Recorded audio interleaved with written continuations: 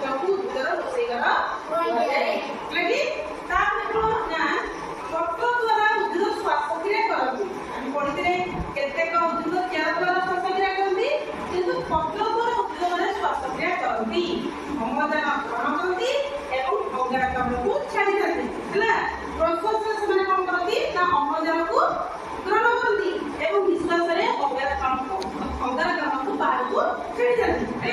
ତେବେ ପତ୍ର କଣ କରେ, ପତ୍ର ଦ୍ୱାରା ଉଦ୍ଭିଦମାନେ ଶ୍ୱାସକ୍ରିୟା କରନ୍ତି। ବୁଝିଲେ ନା ନାହିଁ?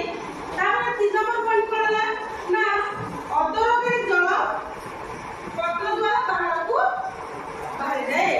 ଅଦରକାରୀ ଜଳ ପତ୍ର ଦ୍ୱାରା ବାହାରକୁ ବାହାରିଯାଏ।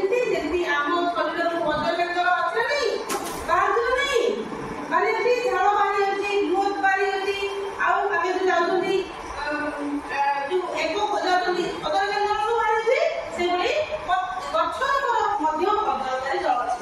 ସେଇ ଅଦରକାରୀ ଜଳ କେମିତି ବାହାରୁଛି ନା ପତ୍ର ଦ୍ୱାରା ବାହାରକୁ ବାହାରି ଯାଉଛି। ହେଲା କି ସମସ୍ତେ ବୁଝିଲେ